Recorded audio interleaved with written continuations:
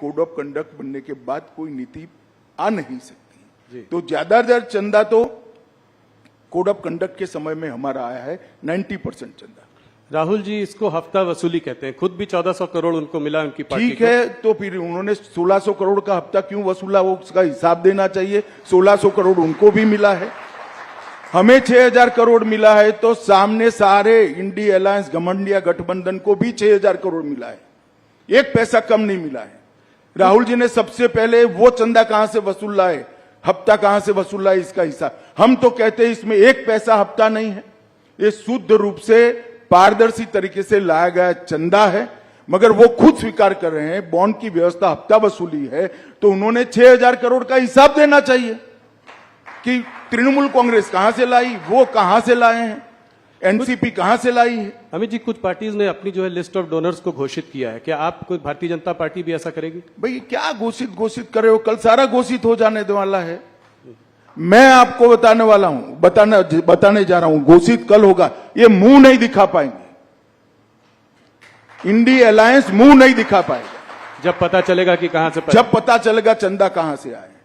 ये समझे बगैर कुछ लॉयरों के दिए हुए चीट पढ़कर भाषण करते हैं राहुल गांधी।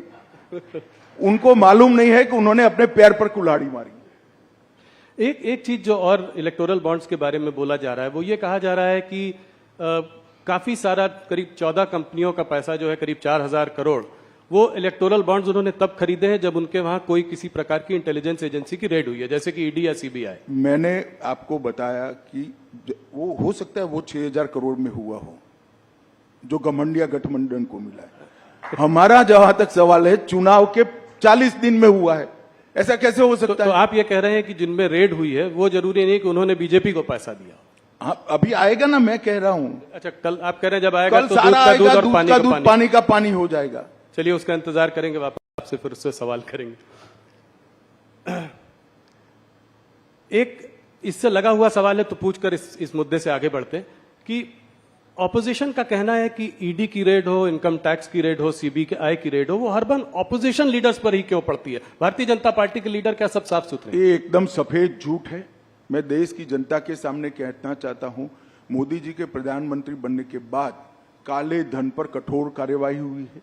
ईडी काले धन पर कार्यवाही कर रही है और ईडी ने जितनी भी संपत्तियां कुर्क की है उसमें से 5% ही राजनीतिक दलों से जुड़े हुए लोगों की है, 95% काले धन वाले की। ये भी काला ही धन है, मगर वो ऐसा चाहते हैं व्यवस्था जिसमें राजनेता पर कोई कार्यवाही ही न हो।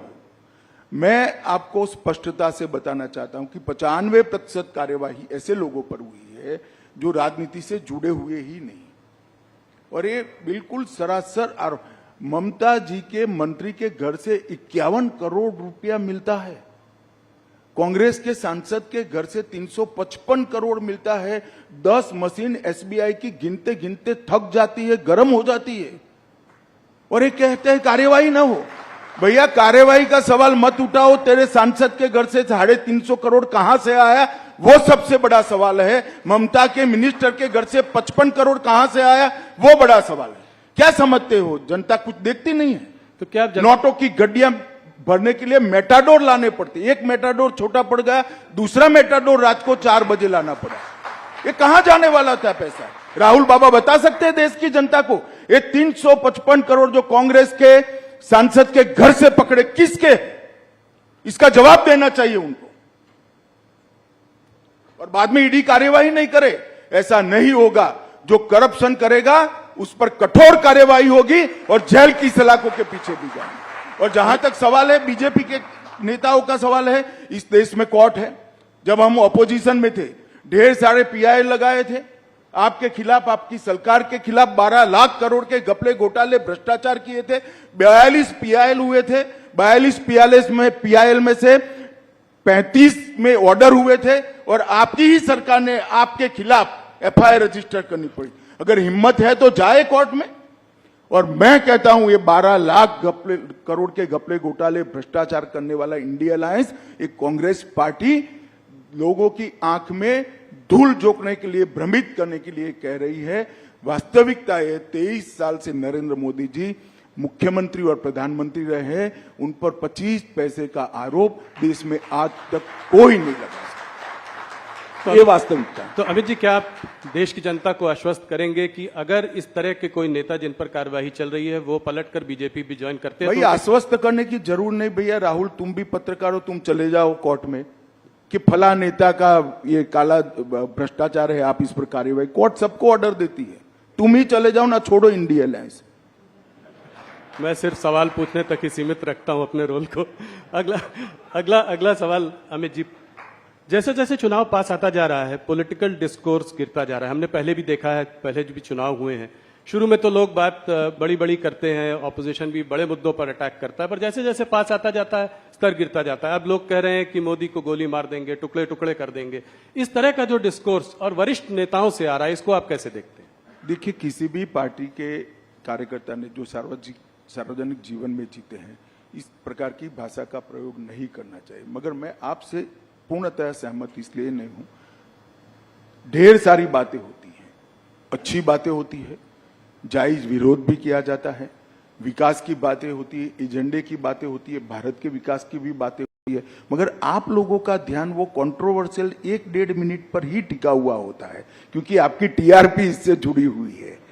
मेरे इंटरव्यू में से भारत का अच्छा क्या हुआ वो नहीं निकालोगे आप। सीए निकालोगे, 370 निकालोगे, ईडी निकालोगे, ये आपका काम है। खैर, मुझे इसमें कोई तकलीफ नहीं है, मगर मुझे जनता को भी बताना चाहिए। बात को पूरी सुनिए, सब अच्छी बातें भी होती है, ऑपोजिशन भी अच्छे विरोध के मुद्दे लेकर हमारा विरोध करता है। ऐसा नहीं है कि देश में गाली गलौज की राजनीति हुई है, ये बात सही है आपकी।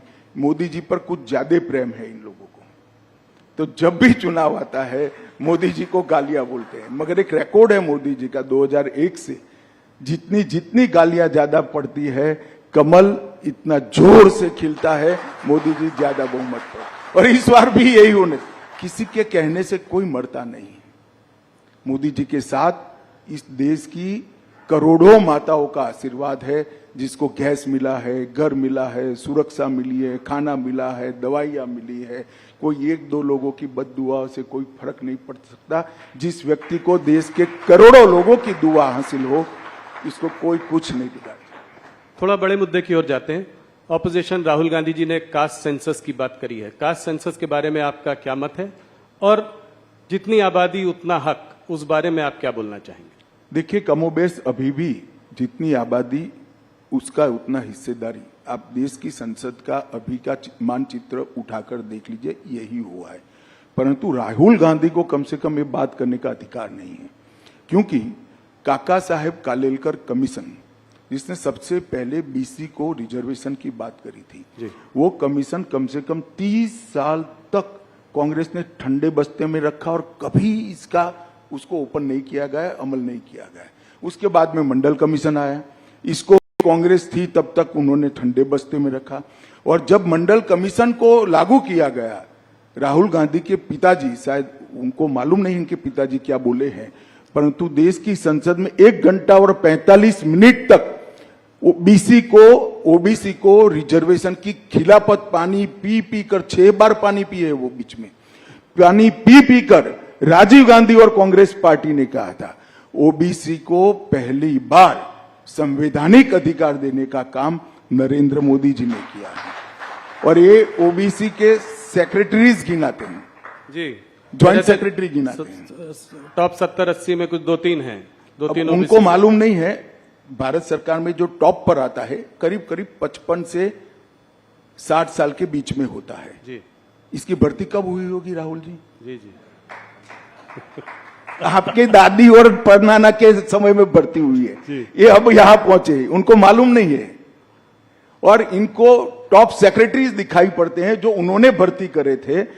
मोदी जी की कैबिनेट में 27 ओबीसी मंत्री हुए और देश का प्रधानमंत्री भी ओबीसी है, उनको ये नहीं दिखाई पड़ता। एक्चुअल में इनकी प्रॉब्लम है कि वो स्टडी ही नहीं करते हैं। जो उनको पकड़ा देते हैं अंग्रेजी में लिखा हुआ, वो सीधा पढ़ जाते हैं दुनिया के सामने, इसलिए वो फंसते हैं।